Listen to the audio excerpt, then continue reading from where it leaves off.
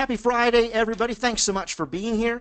We're going to talk about mastering turning the art of no into yes. And in today's webinar, I'm thrilled to have you here. So my name is Ryan Dohrn, and my company is Brainswell Media and 360 Ad Sales. And one of the things that you can always do is always, if you've missed any of our webinars, go to 360adsales.com. There's a big icon there that you can click on, and that will take you to every webinar that's ever happened here at the studio, and we're happy to have you sign up and check those out absolutely free of charge. You know, the reason that this is free of charge today, because those of you that know me know I don't do anything for free, okay, is because of the fine folks at Mirabel Technologies. They are the creators of the Magazine Manager and the Newspaper Manager. So I work with magazine companies and newspaper companies, large and small. So a big shout out to our friends at Magazine Manager and the Newspaper Manager. It is the CRM tool that I use for all of my media products, and I'm just so thrilled that we have partnered together to bring you this workshop absolutely free of charge today. I had the opportunity about 4 years ago to write a book called Selling Backwards, and I'd love to give you the opportunity to own that book. You can check that out, Amazon, Barnes & Noble. If you're an Amazon Prime member, you can get that book as a part of your membership. You want to learn more about what we're doing, go to 360adsales.com or check out Sales Training World as well. I've had the opportunity to work with about 300 magazine and newspaper titles, trained over 4,000 ad sales reps just like you in 7 countries. I do this every day just like you. So these objections we're going to talk through, I'm going to share with you exactly what it is that I say. And I hope that you will take this and you will roll with it.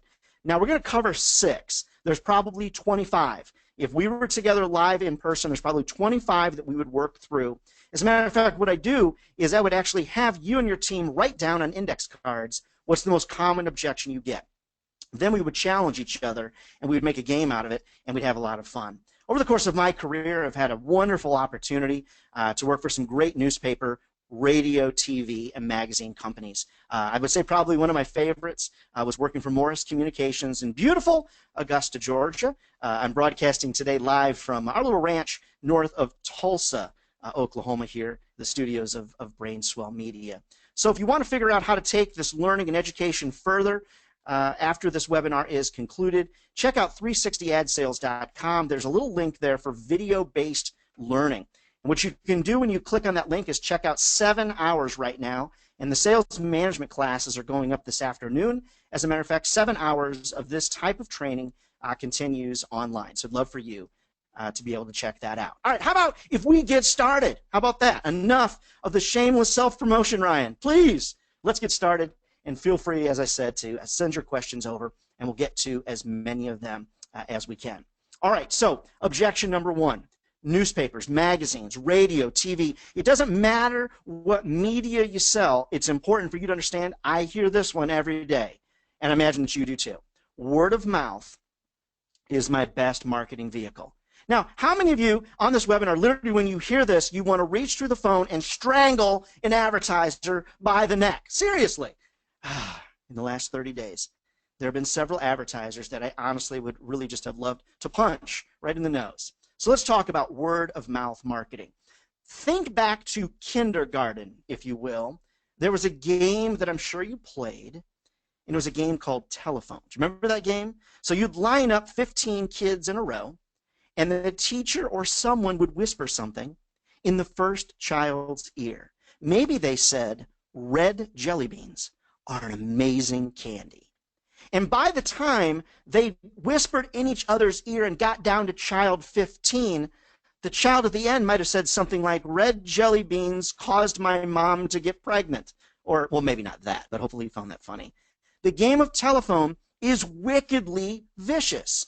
So here's the problem, Mr. Advertiser, with word of mouth marketing. The problem with word of mouth marketing is that you lose control of your marketing message. The problem with word of mouth is that you lose control of your marketing message. Good, bad, or indifferent. Now, how many of you have had a bad experience on social media? Anybody? Okay, I know that I have. And one of the interesting comments that I often get from advertisers as it relates to word of mouth is, what happens when things go good? When things go good for you, Mr. Advertiser, how many people do your good clients tell? The answer statistically is 2. When things go bad, how many potential customers of yours do they tell on social media, etc.? Anywhere from 11 to 25. And with social media, you know what happens. You know that it spreads like wildfire, especially bad news.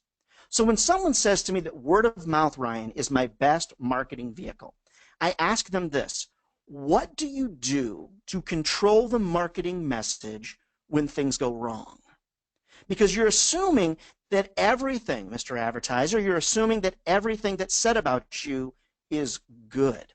I like to call it the game of balance, okay, the balance game. And it's important to understand that game, and that is you're going to have good comments, you're going to have bad comments, and if you've got several bad comments, what do you do to balance it out with good publicity, good advertising? The problem with word of mouth as a marketing or as the #1 means of marketing is that you lose control of your marketing message, good or bad. The other piece is, let's just say, Mr. Advertiser, that you're trying to sell red shoes to the general public. When you rely on word of mouth marketing, you're relying on unsophisticated, untrained, unknowing, unpaid individuals to carry your marketing message to the next person. Now, some of you might agree this is a very typical objection that a lot of media salespeople and salespeople in general will just immediately shut down. It will shut them down. Remember, advertisers are like trained dogs. They know when to respond appropriately. They know when to respond appropriately with an answer that will shut you down, or an objection that will potentially shut you down. And that's why when I'm talking to people and I hear word of mouth, the first thing I want to help them understand is that nasty game of telephone, good or bad. Now, I'm being a little bit overzealous right now. I'm being a little bit maybe over the top right now because I'm on this webinar with you, and I want you to be excited and get excited about this topic. When I'm talking, though, with an advertiser, my approach is very different. As a matter of fact, some of you actually on the call today have actually been a part of when I've been out on a sales call with you, or you've been with me or observed me. I'm a completely different person. You might not even recognize the Ryan Dohrn that you've seen speak at a conference or came to your office or on these webinars. I'm very humble. I'm very quiet. I know some of you are laughing right now. I'm very humble. I'm very quiet.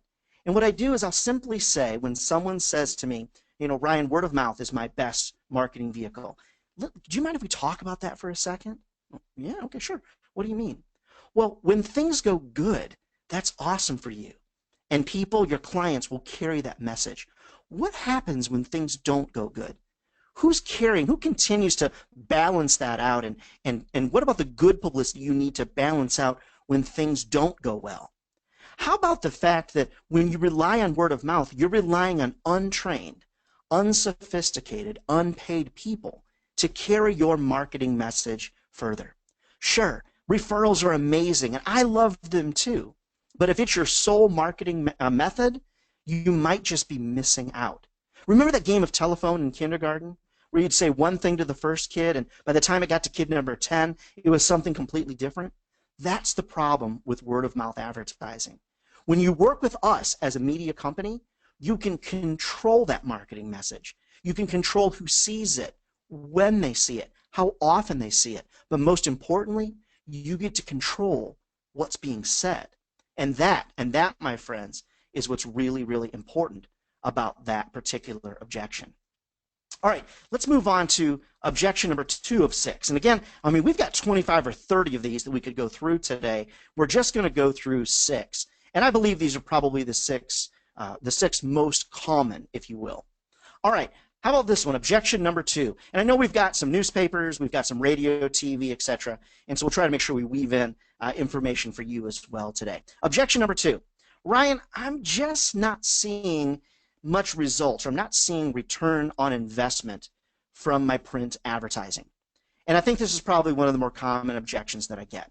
So let's talk through several replies and how you might handle those, okay? So here might be my first reply. Okay, interesting that you say that.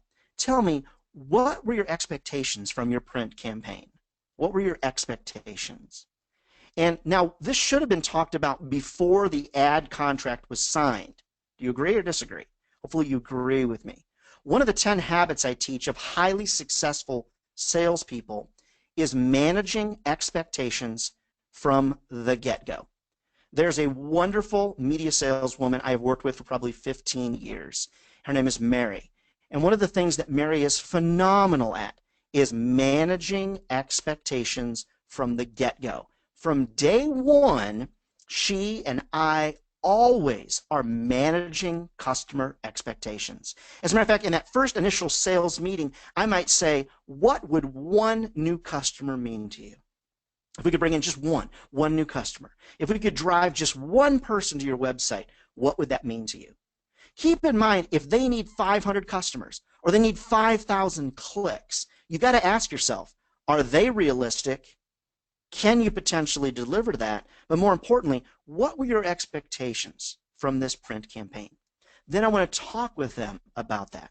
Now, I'm sure you'd agree with me, advertisers by nature are some of the most unrealistic people on the planet. They want to spend $500 with us and they want $500,000 in return on an investment. That typically is most advertisers. When you talk about an ad, they want to cram 50 pounds of stuff into a 5-pound bag. I get it. I totally understand. I hear it every day as well. So my first reply, is to this objection, I'm not seeing any return on investment. Okay, what were your expectations from this ad? Let's first talk about that. And then talk about those expectations. Maybe there needs to be a change in creative.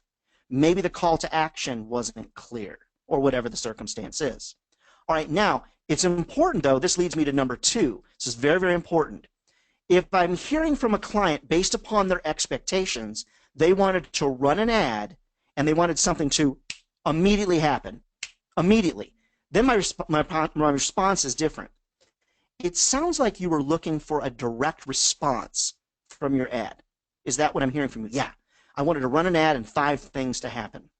Now, depending upon the product type, the problem with most advertisers is that they're trying to advertise in a direct response way, but they're not selling a direct response product. So what's a direct response product? Let's talk about it. Ginsu knives, the Thigh Master, gum or candy bars in the aisle at grocery stores. Those are impulse items or direct response items. You see those on television at night. The PD, PX, whatever you call it, 90 or whatever those are direct response items. They're designed that way. They're priced that way. So if you're dealing with somebody that quite honestly is selling a $1,300 couch and they're advertising and expecting a direct response, it's not going to happen because it's not a direct response product. Direct response products do not require much consideration.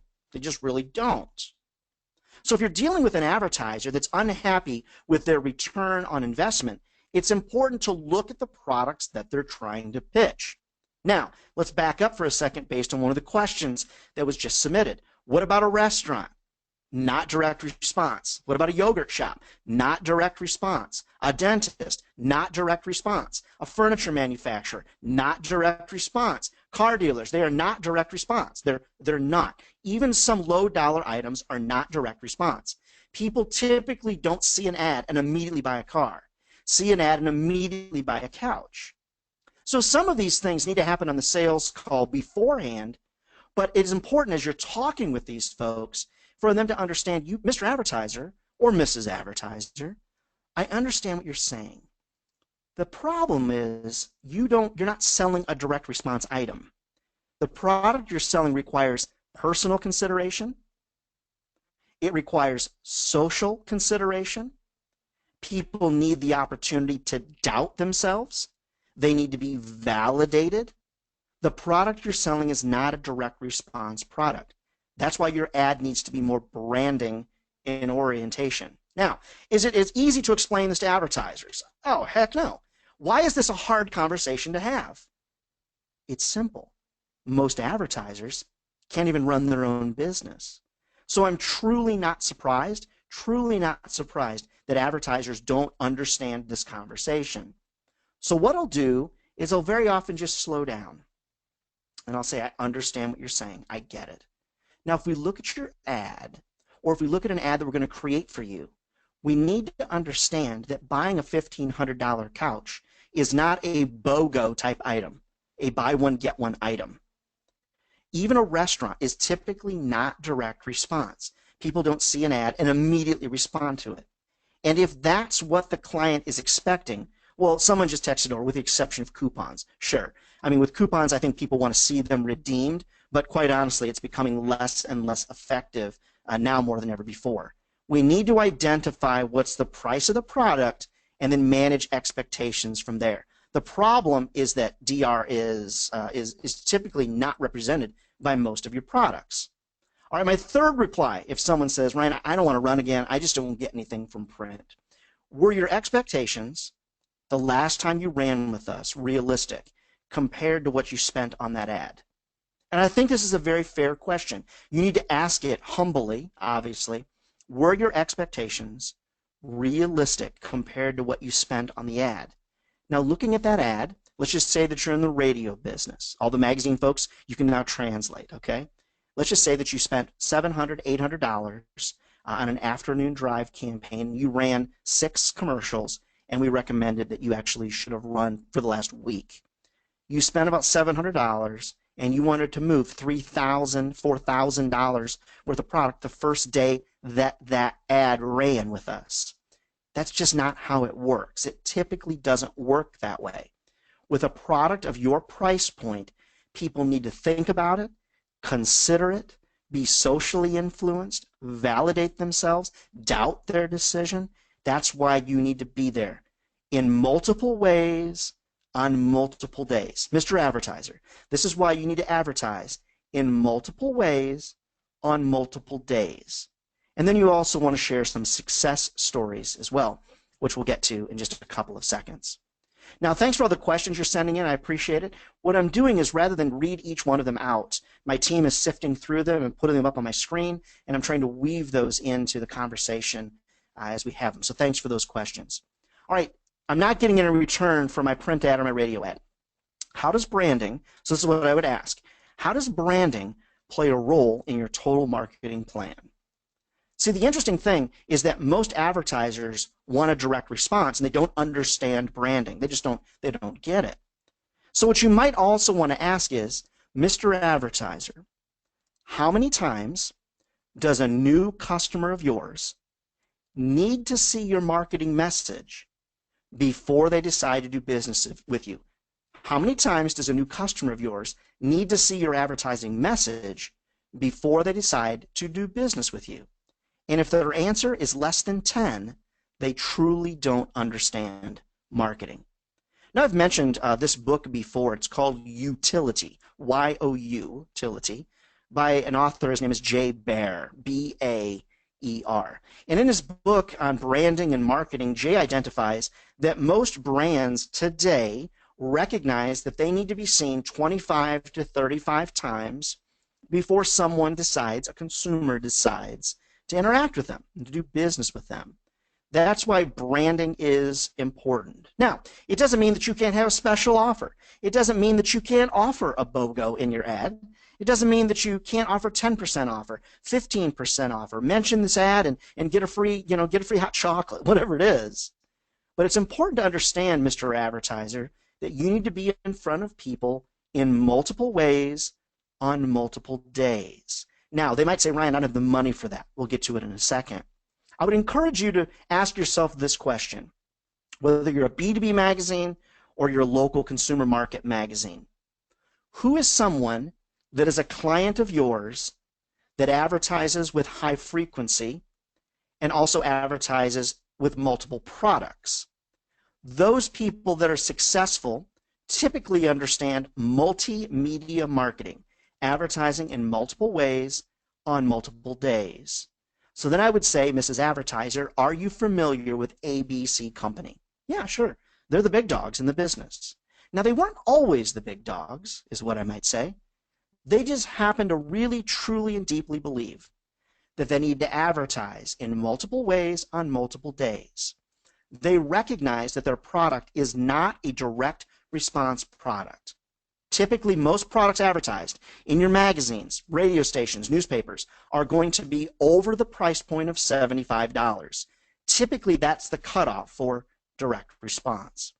So I want to have a good quality conversation. How does branding play a role in your total marketing plan? All right, here's reply number 5. If someone says, I'm just not getting good return on investment for my print ad or advertising in general. And that is, Mr. Advertiser or Mrs. Advertiser, I'm sure you're aware that you grow your reputation by affiliation, good or bad. You grow your reputation by being affiliated with us. Let me give you an example. For one of my magazines, for over 40 years, we have spent literally millions of dollars creating an audience so that you can attach yourself to these readers. We give you a conduit, the ability to put your brand, product, company in front of these readers or these listeners, whatever the circumstance is, or these viewers, for those of you in the TV business on our call today. So you grow your reputation by being affiliated with us, especially if you're a new product. You also grow your reputation by being affiliated with other advertisers in the magazine as well. If there's great advertisers in the magazine and you are advertising alongside of them, that also puts you in a class of being a smart marketer, being a great marketer.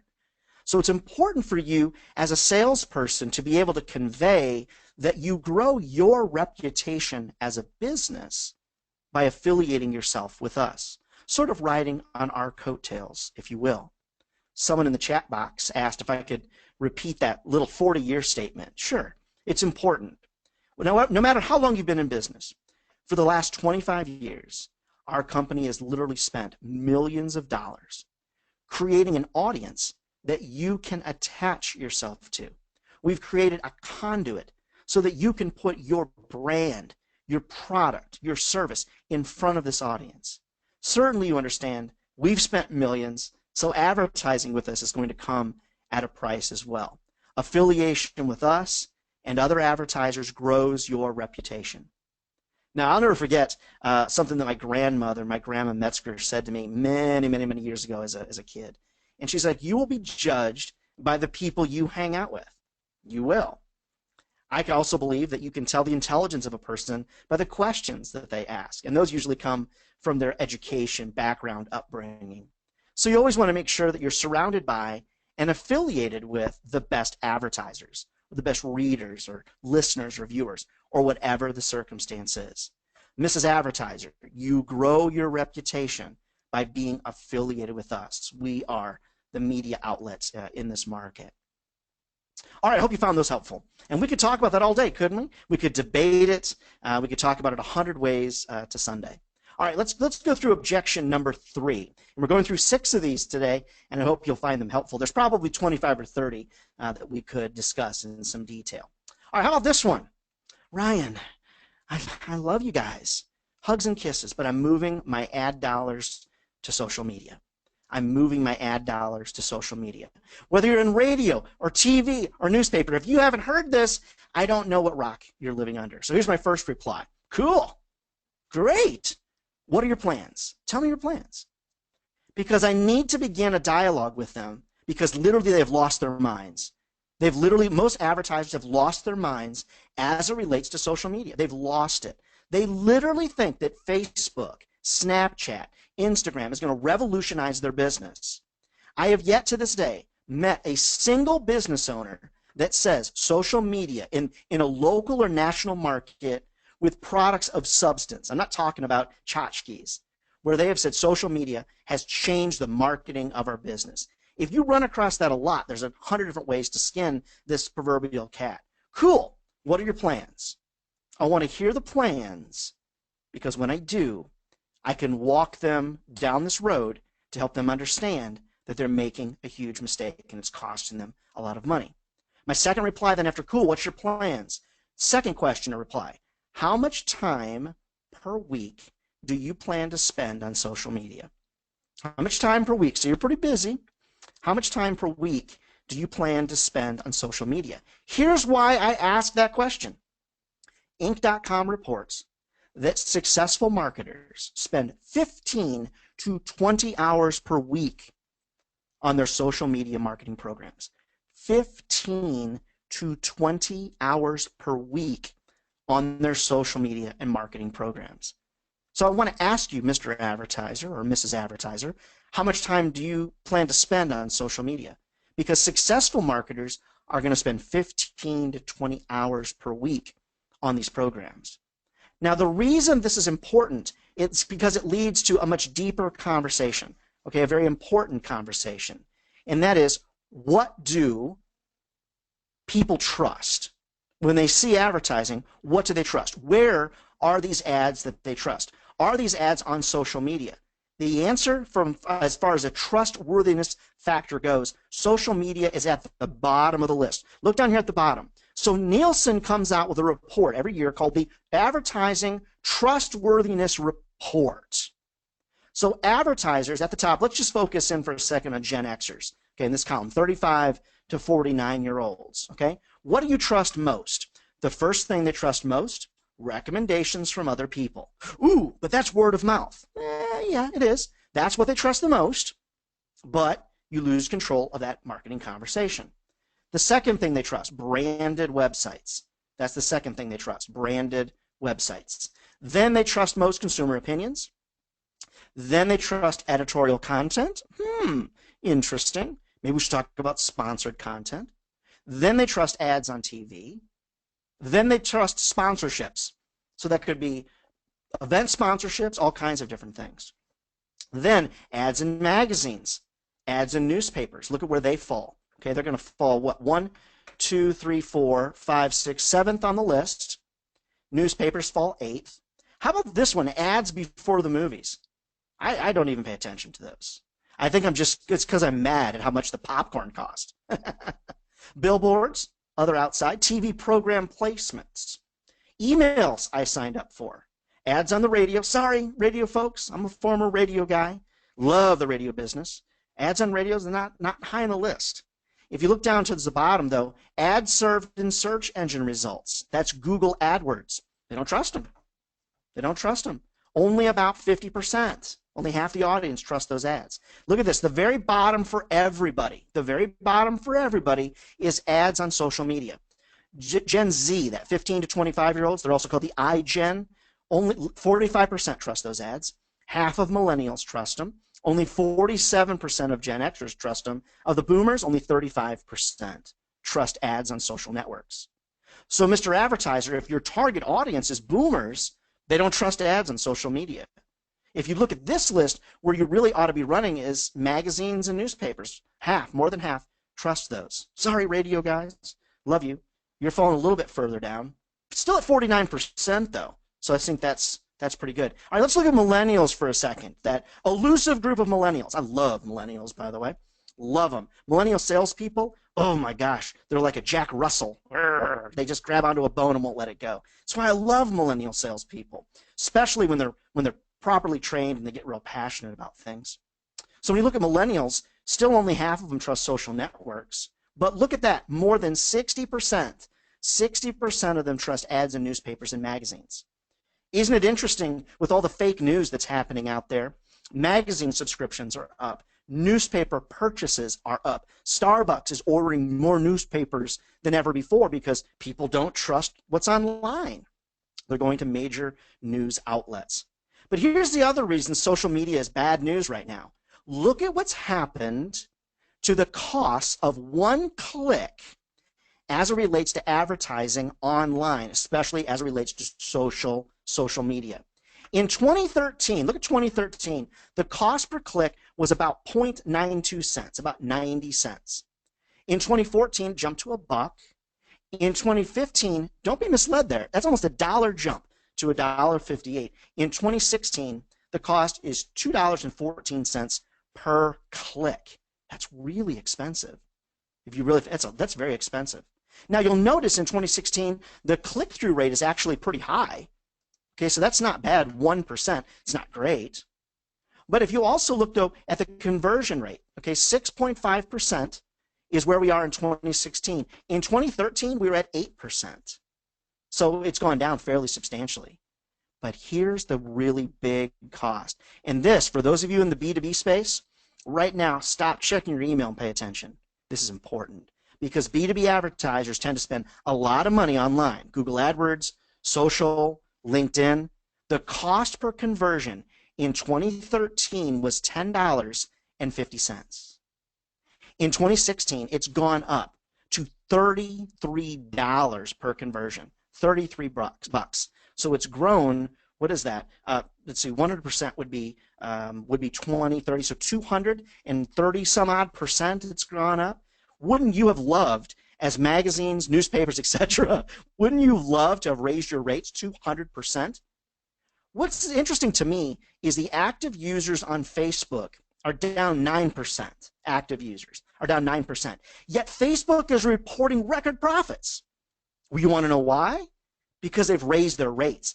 It used to be cheap to advertise on Facebook. It used to be cheap. I've got a campaign running. A lot of you know that I do motivational speaking for sales seminars and sales conferences. I have a campaign running right now on Google AdWords. It's doing okay, but it's costing me 30 bucks to get a lead. It's costing me $30. Now that's actually pretty good for me when I look at the grand scheme of how much it costs to use an agent to book speaking gigs. But the other piece that's really interesting to me is look at how 10%, the number of clicks that are invalid is 10%. So if you spent 300 bucks, 30 of that is spent in invalid clicks, and Google's not going to give it back to you.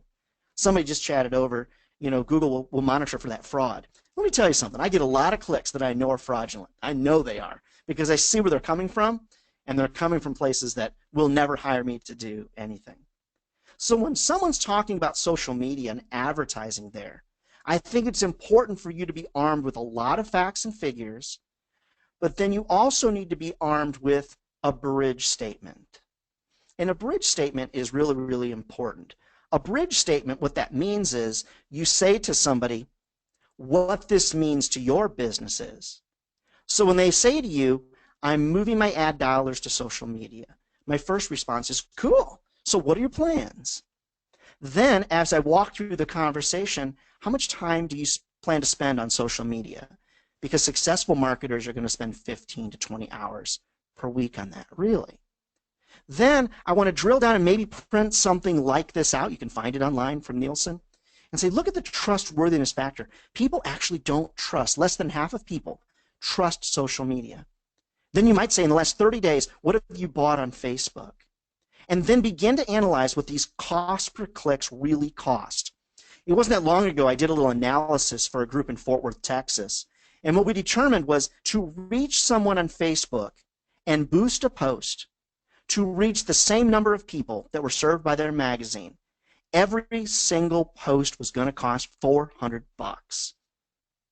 And here's the interesting point. Most advertisers just click the boost button and actually are not keeping track.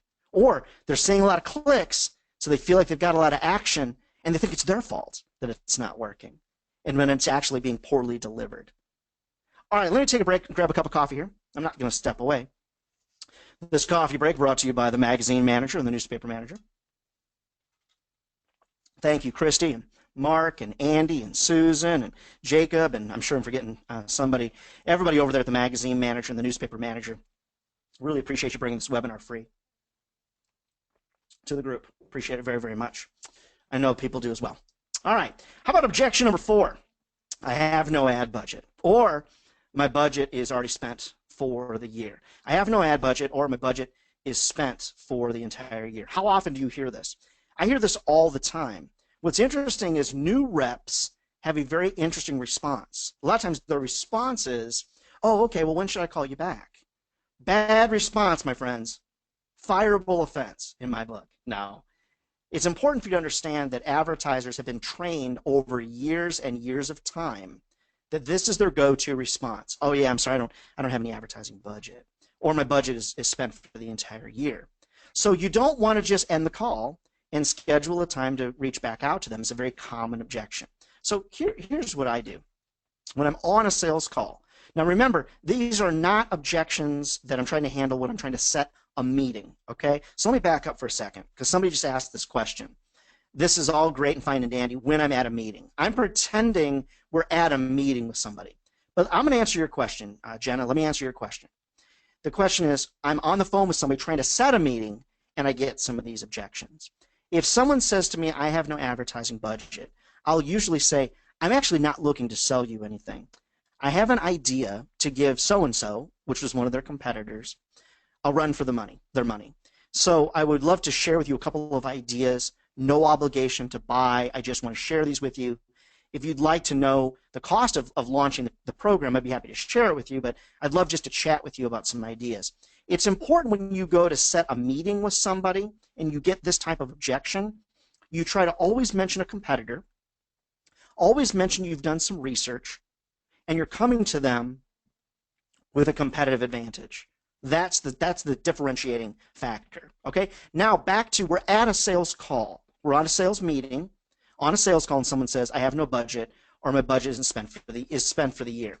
What I do then is, on my sales calls, I'm always presenting ideas. I don't do any of this, go on location to do a discovery meeting, go back to the office to come back to them. I don't do it that way. That's not how I teach people. That's not how I do it. It's not how real media sales reps do it anymore. Unfortunately, the consultative sale isn't dead. It's just been changed. It's evolved, okay? So it used to be you would go on location to learn about a person's business, to learn about their goals and objectives. You would leave to create a proposal, then you chase them down to present the proposal. Most people don't have time for that today, and needs assessments have been done. They're overused. People typically respond poorly to them. So what I do is I come to every meeting with several ideas, and the ideas are based on this simple philosophy. I have brought you, Mrs. Advertiser, several ideas that I think will give your competition, whoever it is, a real run for their money. The ideas that I'm bringing you today, they may not be perfect. I'd love to share them with you and tweak on them with you, but I didn't want to come to this meeting with nothing. I wanted to come with some ideas. So I present my ideas based on what their competition is doing and what I feel we can do to help them be better than their nearest competitor. How do I know who the competitors are? It's because I live in that industry, or I live in that community, and I observe what it is that they're doing. Maybe you use products like Media Radar, IMS, or things like that to know what those other competitors are doing. So if they say to me, I don't have any budget, then what I do is try to get them to focus on the idea. So my first reply is, okay, so you like the idea. Do you like the idea? If money was not an issue, do you like the idea? That's what I'm trying to identify. Are we on the same page? Yes. Ryan, I like the idea. Now they might say, no, Ryan, I don't like these ideas. They don't fit with what we're trying to accomplish. Okay, no problem. Tell me, maybe I missed it. I was doing some research on your Facebook page, on your website. Tell me what you're trying to accomplish. I'll tweak these ideas. So if money was an issue, do you like the idea? The second reply is, if you like the idea, what do you feel is a fair price for this campaign? What do you feel is fair? And then they're going to say something ridiculous like free or whatever it is. We'll talk about that in a second. But I really like to zero in intimate detail on the idea. They're going to give me back some type of price. And then if the price is super low, then I'm going to go back to what I said earlier, and that is, for 40 years, we've established this brand and this audience so you can attach yourselves to this audience. And so certainly you can understand that comes at a price. If we ran our business on $500 at a time, you wouldn't have the ability to attach yourself to this audience. I mean, we'd go out of business. Media companies would go out of business. So then I just begin to talk with them about what the value of media really is. Now, they might say in the middle of this, your competitors offer me free stuff all the time. Why are you so expensive? They're giving me stuff that's free all the time. Why are you not giving me a bunch of free stuff? I mean, they'll write articles for me for free. They'll upgrade my ad for free. They'll run extra spots for free. So here's my response to that. There's a reason they can do that. And then I pause, quietly pause, a nice pregnant pause. If you're in person with them, you want to do the big eyebrow raise. There's a reason they can do that. Raise your eyebrows. Kind of, What do you offer for free to your customers? I think that's a fair question to ask. Tell me, what do you offer to your customers for free? Well, nothing. Exactly. There's a reason that our competition can do that. And there's a reason that you don't offer things for free to your customers. And we can't either. We've spent literally millions of dollars building a brand and an audience that you can attach yourself to. So I think that this is a quality, humble response that makes sense. And if you're bold, now you don't want to be brash. You don't want to be brash. If you're a jerk, okay, and some of you, I know a few of you on the call, you can come across as being a little brash, a little arrogant. You don't want that. You want to be very humble. So my response to them is very simple. There's a reason that they can do that. What do you offer for free to your customers? And that's a valid question because they're going to say, well, I don't offer anything for free, great customer service. I can give you great customer service as well. I think it's a fair reply. I do think you need to be bold. But hey, if ad sales was easy, everybody'd be doing it. And they're not. So we're either crazy, some of us are, or we found a great profession that's going to feed our family for a lifetime. Media has fed my family well for 26 years, well over 25 years. So I think this is a fair reply. All right, objection 5, and I'm trying to weave your questions into the conversation. Right now we've got about 130 questions in the queue, so I'll do my very best to get through them all. Objection number 5, I need to talk to my partner about this. 2 weeks ago, I had someone say, I need to talk to my astrologer about this. And I really tried really hard not to laugh. I think that she could see it in my face. And what was interesting is they did talk to their astrologer, or their star, did a star map, and the person came back and said, this was a great idea. They needed to do more. And I was like, give me the name of that astrologer. It's really common to hear people say, I need to talk to my partner about this. It's very common. Or I need to talk to my boss, my dog, whatever the circumstance is. So here's my reply. Awesome. I wouldn't expect you to spend $60,000 with us without giving a little consideration. And this is actually what I say. You've got to believe me. This is what I say. I don't want to be one of those salespeople that's going to call you 5,000 times and email you 10,000 times. So if we could just, grab out our phones, whether I'm on the phone or I'm in person. I'm on the phone a lot when I do my sales. I pull out my phone and say, hey, I'd love to just get 5 minutes on your calendar next week, and so we can follow up. Now, here's one point where I know a lot of you are going to disagree, and I see that there's actually a couple of other sales trainers on the call today. So welcome to you. I hope you're learning something. Here's what a lot of sales trainers are going to tell you. Never give an advertiser the opportunity to say no. Tell you, friends, that is old school, and that's about as old school as you can get. Because people, by nature, will say no from the beginning. So what I want to do is I want to give them the option to say no in a respectful and polite way. So let's back up one slide. Okay, let's talk through this. I need to talk to my partner about this. No problem. I completely understand that you want to consider this because you're spending a bunch of money. Now keep in mind, I'm pitching 3 months at a time. I'm not looking for $500. Okay, so if you're looking for small money, then you can put the screws to them if you want. I'm looking for big money from these folks. I say this, okay, cool. I don't want to be one of those salespeople that's going to call you 5,000 times, send you 10,000 emails. If we could just get a meeting on the phone set, on our calendar set for next week, if you tell me no, it's okay. If you tell me yes, that's awesome. But I just want you to know, if you tell me no, if you feel like this is not a good opportunity for you and the timing isn't right, I'm going to respect your no. I bet you that 90% of you will agree with me on this. The reason that most people don't call you back after you pitch them is you didn't get buy-in on the idea, and they're afraid to hurt your feelings, or they're afraid to say no. And they're afraid to say no because some sales trainer taught them to argue back and fight to the very end for that sale. Guess what? That sounds desperate to me. Sounds desperate to me. So many salespeople, they come across as being so desperate. You don't want to be that way, especially in the media business. That's why I don't respond to emails immediately. I respond, but I want at least the perception to be that I'm busy. I'm dealing with a lot of clients. You're important to me, but I'm dealing with a lot of clients. So I say I don't want to be that person that's going to call you 5,000 times. So what about setting a time to chat? How about next Tuesday? Get my phone out. How about next Tuesday at 3?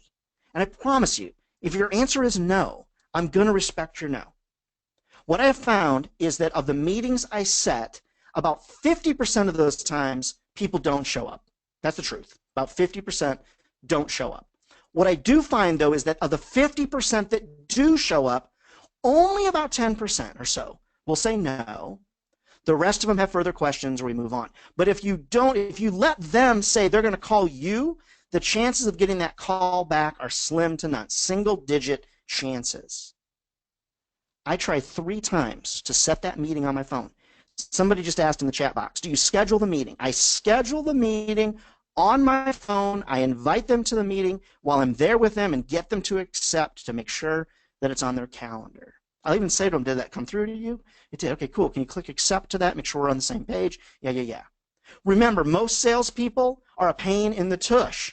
Okay, they're a pain in the tush. So what they're going to do is they're going to beat the crap out of this advertiser with voicemails and emails.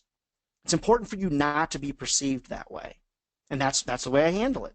So again, about half the time those meetings get busted, but quite honestly, I have a very good, out of the 50% that I do have, actually pick up the phone when I call them and I follow up. Somebody asked, do you follow up by phone? I do. I usually don't set another in-person meeting usually. Now, there's a lot of questions coming through that you guys don't understand how I can present ideas on the spot. I'm going to be very brief about this because I don't want to run out of time. Before I go on a sales call, I wish we had time. Maybe we'll do this in another meeting, okay, another webinar. Before I go on a sales call, I'm going to put together 3 ideas. They might be multimedia ideas, whatever, some banner ads, some newsletters, some airtime, whatever it is. And what I'm doing is I'm creating a media plan based on what that person's competitor is doing in the marketplace. Or if they don't have a competitor, which would be odd, is based upon what I feel that they need to do to be successful. What other clients of mine have done to be successful in the marketplace. That way I go to the meeting armed with ideas. Now, I might be wrong. Usually I'm not, but I might be wrong. But what you don't want to do anymore is show up with nothing to do a needs assessment, a discovery meeting. Now, I know you millennials on the call are going to agree with me because I've talked to a lot of you. There's nothing, well, I'm sure there's something, but there's nothing that frustrates millennials more than a veteran sales rep showing up with nothing. Nothing. Like, really, old man, you've got nothing for me. Nothing. And you're going to ask me questions like, tell me a little bit about your business? Really? This morning I had a sales call with a company. It was a terrible sales call, by the way. Horrible. And the guy started out, he said, Ryan, can I ask you a question? I said, yeah, sure. He said, Ryan, what keeps you up at night? Oh, man, I thought you've got to freaking be kidding me. What keeps me up at night? I said, what keeps me up at night? My 401k. Dead silence. Well, Ryan, tell me a little bit more about your business. I said, you tell me what you know about my business. Tell me what you know. Well, I was hoping that we could, I said, did you look at my LinkedIn profile? Did you go to my website? Do you know anything about me at all? Dead silence on the phone. Preparation is key to success in handling objections and, being on sales calls as well. All right, good questions coming through. I'll try to weave them in. All right, last but not least, objection number 6. I want to try to stay on time. Can you write an article about us? Or in the TV business, can you come and send the camera crew here? Can you send somebody come and do an interview with us? Can you write an article about us? Have you heard that one? All right, so I've got several replies to this. All right, so several options, okay? The first is, are you joking? Heck no, I'm not writing anything about you. No, I'm kidding. That's not legit. All right, let me move on to the real one. If you don't find that funny, I don't know what to tell you. It's Friday, okay? It's Friday. It's 5 o'clock somewhere. All right, will you write an article about us? Option number 1. Yeah, you bet. We have 3 options to get you on our website or in our magazine. So maybe you have sponsored content as a part of your company. Okay? Yeah, sure. We've got 3 options to get you on our website or our magazine. So here's the first option. It's called the Maximum Exposure Sponsored Content Plan. Each month, a 2-page article, 1,200 words or less with photos, featured in our magazine. You're a subject matter expert. That article is going to be featured online to our monthly readers. That article is going to be promoted on our social media channels. That article is going to be mentioned in our monthly e-newsletter. That's 150,000 readers. Normally that costs you $6,500. Because you're buying multiple medias from us, it's $52.50 a month, or whatever the circumstance is. We've also got that same plan called the Smart Exposure Plan. No print, only online. We've got that same program, only social media, nothing else. Here's your three options. That's if you offer sponsored content. So sure, we've got something for that. Now, of course, they want it for free. Okay, they want it for free. So what I oftentimes will say to them then, so this is option number 2. Now keep in mind, all of you are going to handle this differently. I'm just giving you a bunch of options. Option number 2, if you support us, we can support you. We often feature our advertisers in articles. Maybe you don't. Some of you do. Maybe you have a business directory. Maybe you do business profiles. Maybe you do faces of certain industries. Maybe you've got company profiles or things like that. But what I like to express, if you do have the ability to mention your advertisers in the printed word or on the website, if that's a part of your strategy, I like to say to advertisers, those that support us, we take care of those folks that support us. So you might have a way to handle that. Now, a lot of you are sending these things through, well, that's unethical or what. Guys, listen, every media company handles these things differently. I'm a big fan of sponsored content. I'll tell you why. Because so many surveys have been done that show that readers and listeners love sponsored content. All right, here might be a third option for you. Writing an article about you will not give you the bang for your buck that you need in meeting your marketing goals. I know that you think that it will, but it won't, because an article is going to lack clear calls to action. It's going to lack clear marketing directives. It's more of an article. It's a piece of the puzzle. It's not the answer. Now, somebody just chatted through a question. So are you talking about pay for play? I am in some circumstances, yeah. I am talking about some companies that do pay for play. In this circumstance, what I'm trying to say is, listen, writing an article about you is not the be-all, end-all that you think that it is. Or you could use this option, option number 4. Our readers have come to expect a high level of integrity from us. They would see right through that idea. It actually could make you look bad. Now, you can go the same old road, which is, well, I don't have any control over editorial at all. Honestly, folks, that's just really, truly, that's not a good answer. That's a very pat answer. You've got to come up with something that's a little bit better. And I give you 4 options. Now, if you want to get in the sponsored content space and you don't want to put sponsored content in print, that's cool. That's fine. You can say, listen, we have a path for that. If we put everything online for free and we do articles for free, we will literally have to shut our doors. Certainly you can understand if everybody that came into your store, your business, your website, if they never paid you for your goods and services, you would go out of business. Would you agree with that? And you don't want to be arrogant when you say it, but this is just, it's really true. It's absolutely true.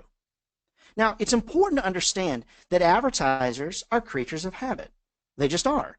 So to that end, I mean, really, what are the chances that you're going to get a brand new objection today or Monday that you've never ever heard before? The chances are fairly slim. So what you need to do is put together a plan. And you've heard this before. Failing to plan is planning to fail. You need to put together a plan. Plan the sales call to better handle the objection. So here's what I do. So here's a typical sales call. Little meet and greet. Hey, how's the weather? Talk about the politics going on or whatever. Truly mostly a bunch of baloney. Then you identify the client goals and you ask a lot of open-ended questions that lead basically to answers you already knew. Then you gather information to create a proposal. And maybe you look through the media kit and blah, blah, blah, and then you close, and it doesn't work out. So what I do, and what I would train you to do and train your team to do, and how I would coach you to do this is, come to that first step of the meeting with, I did some research on your company, and here's what I think I found out. May I cut to the chase is why I wanted to get here, meet with you. Then I would share 3 or 4 success stories with them because I want to prime the conversation. Here's 3 or 4 people that have worked with us that have been very successful. What do you think? Talk about the success stories. Then I present my ideas. See, when you prime the conversation with success stories, you will get a lot less objections. You've got to prime the conversation with success stories. So as an example, I didn't plan to do this, but I'll just grab it anyway. Let's just say this is one of my magazine's digital video, And what I would do is I would actually go through and I would find an advertiser. And I would say to them, are you familiar with this company? Yes. Okay, they've been running with us for 5 years. This is what they found out. This, and this. I share those success stories with them. And so for me, I know that I can handle most objections with a success story. I use the good old-fashioned feel, felt, found. Well, so-and-so, Vistaprint, felt this way. And what they found out after working with us is this is what could happen, with their marketing objectives. And so for me, I think it's important for you to understand that you can handle most objections with a success story. Now, what are the components of a great success story? An advertiser that took a chance with you and they've kept running, an advertiser that has had good staff growth, an advertiser that's expanded locations, an advertiser that increased their size or frequency, things along those lines. What I don't ever talk about with success stories is widgets sold. Okay, that's one of the things I don't talk about as it relates to success stories, is talk about widgets sold. Now, this is only 6 of probably 20 objections that we would normally be able to talk about. We've been chatting together, or I've been talking and trying to weave in your questions for almost 60 minutes. I hope that you understand what I've tried to do is cover those 6 in as much vivid detail as I can. So if you want to learn more, not only about the way that I host sales calls and prospect and all those kind of things, go to 360adsales.com. Under that ad sales training button is a thing that says video-based training. When you click on that, it's going to take you over to a page where you see my smiling face, okay? Then it's going to tell you what are the other topics that are covered. But the other thing you can do, though, if you don't want to pay for further training, here on the right is the Sales Webinars button.